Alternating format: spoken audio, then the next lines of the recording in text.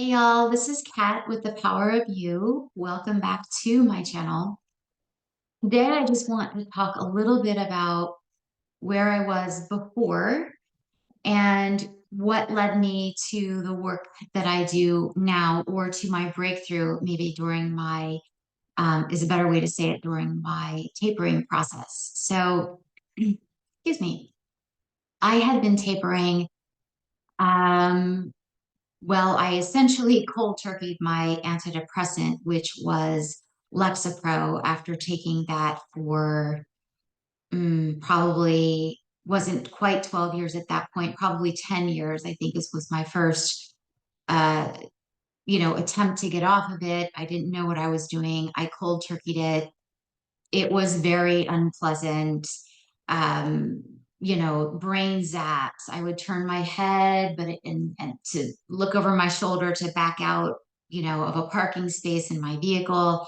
And then I would turn forward and it felt like my head was still back there. I had incredible um, sweating and, the brain zaps and just all that really weird, funky stuff.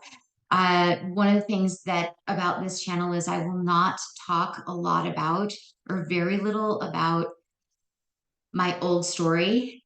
You'll learn more about that as we go along. I'm not going to talk very much about my old story. I'm going to be talking about the new story that I created for myself. And it'll just be enough information to kind of give you some context. So I had cold turkeyed essentially. I cut it down pretty quickly, my antidepressant, and that rocked me for quite a while, but I did bounce back pretty well, all things considered. And then probably about a year and a half later, my timelines might be a little bit off. So about a year and a half later, I decided I was going to tried to taper down my benzodiazepine. I had been taking clonazepam, half a milligram at night and half a milligram at lunchtime.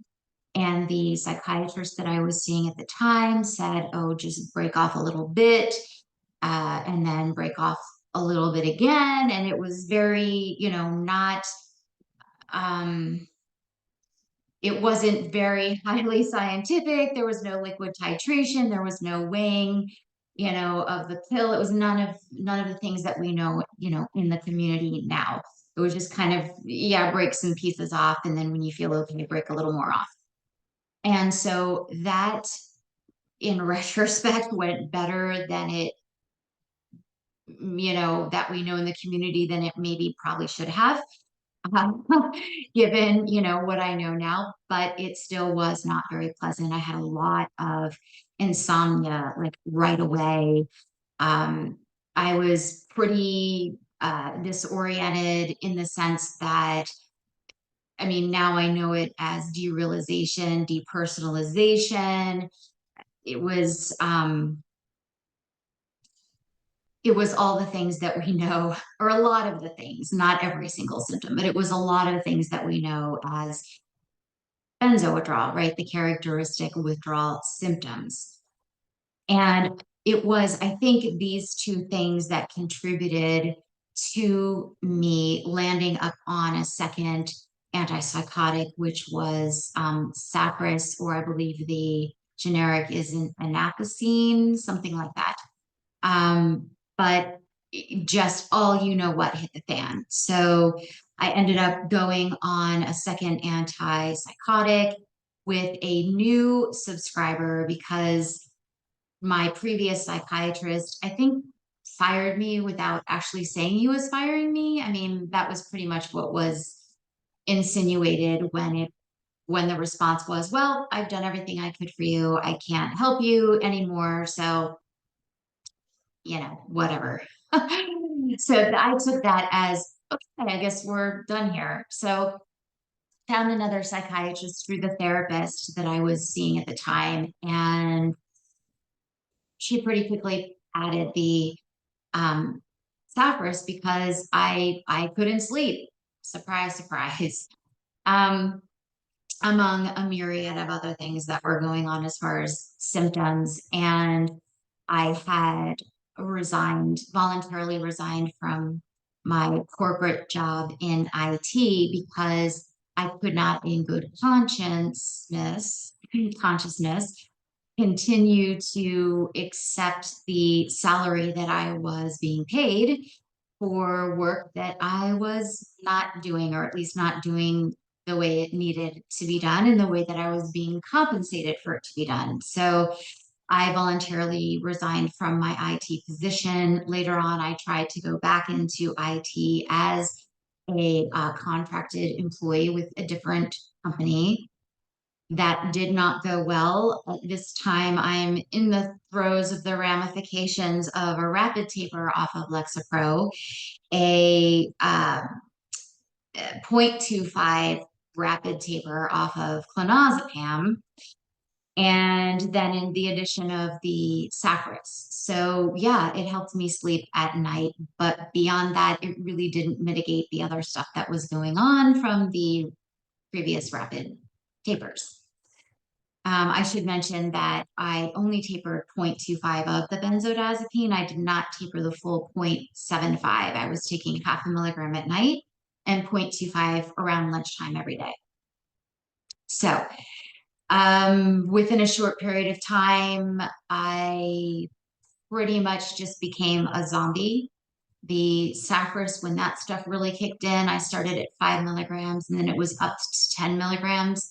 When that fully, kicked in, I pretty much was a zombie. I just existed on the sofa every day. So fast forward to the point where my body's breaking down. I'm in my early 40s. I don't think I'm going to continue to live. And I go to see a naturopathic doctor, and just at this point, I'm not thinking it has anything to do with the medication. And she starts me on basically a whole foods protocol. Not that I wasn't really eating whole food, it seemed like everything I ate was just, I was losing a whole lot of weight. I'm not a big person to begin with, but I was getting really, really extra tiny, shall we say. Anyway, it was not good. I couldn't eat anything. Everything upset my stomach. I was kind of like internally, I was anxious and probably had a little akathisia, but didn't know what was going on. But from the outside, I was pretty docile. It was really strange. It was this mix of feeling really tranquilized, but yet feeling anxious and akathisic. Is that a word? Combined. So it was a very strange combination to be living inside my body. So fast forward, January 1st of 2016, I decided that I was going to go whole food, plant-based, vegan, as in not eat fake meats and these types of things, just eat real whole food. And at this point, my stomach was healing a lot. I was on a lot of supplements.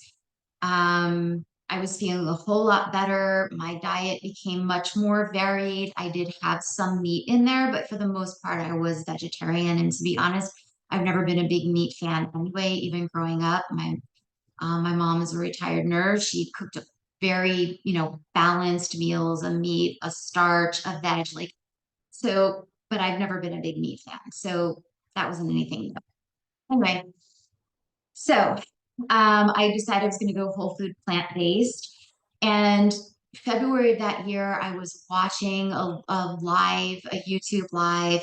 There was a PhD psychologist that they were interviewing, and someone wrote in and asked, if I eat whole food plant-based, will it help me lose weight because I'm on antidepressants? And the doctor said, actually, I would like to encourage you to read two books.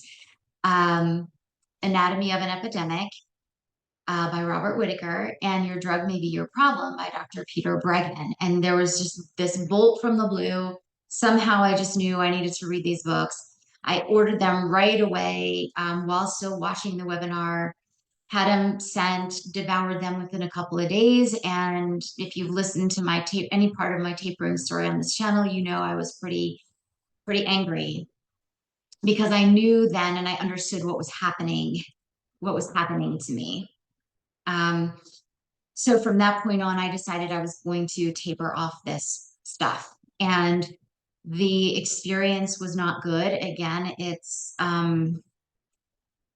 in my previous videos. But all of this to say that from around Memorial Day of 2016, I started the Saphris first because, you know, according to Dr. Peter Breggin, the last drug that was onboarded should probably be the first one that you try to taper. So I did that. It was pretty difficult. It wasn't impossible, but it was difficult. And then I finished that right around or right before Thanksgiving of 2016. I gave myself a little bit of a break.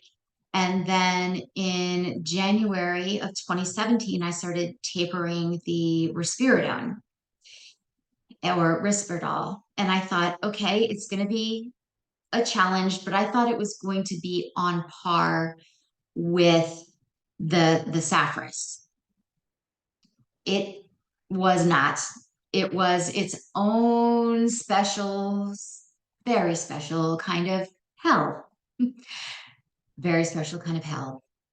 And I got to the point that, you know, I'd switched from tablets to liquid and I was pulling out like the tiniest little amount. I mean, the syringe was about this big. I did not save any of my tapering paraphernalia when I was finished. I wanted to be totally finished. I didn't want to see the stuff around anymore. But it was the tiniest, and I think it was like half a milliliter of liquid because I created a liquid titration with a liquid risperidone solution. So it got to the point where even the tiniest cut, my nervous system went crazy. And I'm talking about, you know, 2 hours of sleep if I was lucky at night, all kinds of pain down the back of my neck.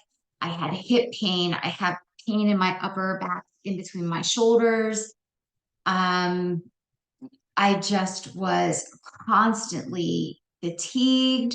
I just felt like I was going to cry all the time. Nothing I did brought me relief. I every time I made a cut, it felt like, you know, my leg was in this bear claw trap. I'd make the tiniest little cut and it felt like I was trying to chew my own leg off to get out of the bear claw trap. It was it was really bad. It was really bad. Um, and I thought, okay, I'm going to hold for a while. So, and I wasn't going that fast. I was waiting at least, you know, 2 weeks between cuts. I was listening to my body, all the things, you know, that I was getting on the forums and Dr. Breggin's work. And, you know, I was being very cautious. And I just felt really trapped. And at the rate I was going, just with this one medication, you know, I was looking at 12 years. Seriously, I was looking at 12 years to get off this stuff. And that was very discouraging and very depressing. So I decided I was going to try to cut a little bit of the clonazepam. So I held for, um, so probably the middle of March, I stopped cutting anything having to do with the risperidone. And then around August of that year, I took a little cut of the benzodiazepine. That did not go well. And then in around the end of September, I landed in the emergency room with hypnatremia. And I found out that it was related to the Trileptal that I was taking as a mood stabilizer. And the ER treated me for the hypnatremia and then sent me to a specialist because my blood sodium levels were very dangerously low, out of whack. So I went to, I believe it was an endocrinologist. It's the same type of doctor that treats people with diabetes.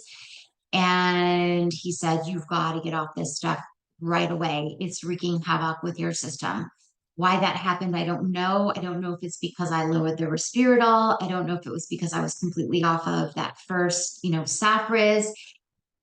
If it was because I cut a little bit of the benzodiazepine, I don't know, but just everything blew up. And he said, "You've got to get off this as quickly as possible," which of course freaked me out because I did not want to have to rapid taper any medication. But I did. And it wasn't as bad as I thought it was going to be. But he had me cut, a good amount. First of all, so I was either at 16 or 1800 milligrams of this stuff. And I immediately cut, I believe it was 600. I don't know. I would need to go back. I do have a surviving antidepressants post, and I think the details are more in there. But it was a good amount. I mean, it scared me. I was pretty terrified.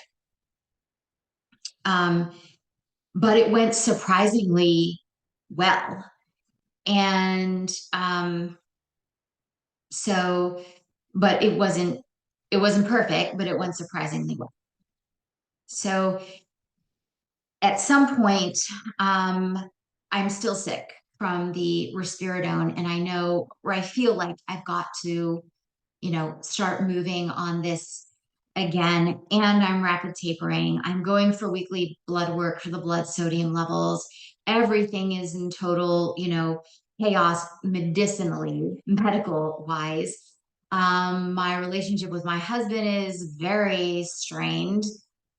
He's tired of me crying, at the dinner table almost every night. And all of this history leading up to say that after all this time of suffering and not knowing what to do and being terrified with no resolution, not feeling better in any capacity, no one understanding, my friends, my family, my spouse, no one knows what to do or say anymore, including my psychiatrist. I just got to the point. I was juicing. I was making my own green juice in my living room in my kitchen. And I just got to the point where I said, "I surrender." I looked up to the ceiling in my kitchen in front of my juicer, and I just said, "I surrender." Like, I don't even know who I'm talking to at this point. I'm so disillusioned and turned around and scared and sick. I surrender. I didn't know exactly what I meant at that point. Um, but what I came to realize pretty quickly was surrendering does not mean giving up. Surrendering means releasing all resistance, because when we are in the state of being or the energy of the problem, we are automatically not in the energy or the state of being of the solution. So the problem and the solution are the same stick. They're just opposite ends of the same stick. Or maybe another analogy would be the problem and the solution are the same coin. They're just different sides. And if we're stuck on one side or one end or the other, we're never going to get to the other side or to the other end, because we can't be in two places at one time. So if we're focused on the problem and the challenges and the symptoms and the sickness and the worry and the fear, there's too much resistance, too much momentum, and too much energy built up around this end of the stick or this side of the coin. And what I came to learn is that when I said I surrender, it meant that I let go of the resistance and open the gates to start moving into a place out of the energy of the problem, out of the energy of the trauma and the drama, and allowed the gates to open by releasing my resistance for the universe, God, source, whatever it is that you call that, which is greater than yourself, your own higher self, to start to reveal to me the solution. So I hope that you've been with me this long and I didn't talk too much, but surrender does not mean giving up. Surrender means releasing resistance. And when we release resistance, we move out of the energy, out of the trauma and the drama, so that we've opened the gate or the door or the window by releasing resistance for something else, the solution to start coming to us. And that's what I'm going to be talking about. The solutions that started to come to me when I surrendered, not give up, but I came to the end of myself. That rope that I had come to the end of and had tied a knot and was hanging on, I undid the knot and just let go. And when I did that, all kinds of amazing things started to come in. So, where are you at today? Are you in resistance? Are you fighting? Are you trying to control? Which is okay, but there's a different way to take control. And I'll also be sharing about how I did that. So I'd like to encourage you to surrender, not give up, but surrender and let go so that your solution that's meant for you in your way, in your time, can come in for you. Thanks so much for being here. Thanks for listening and letting me share. And I'll see you in the next video. Bye-bye.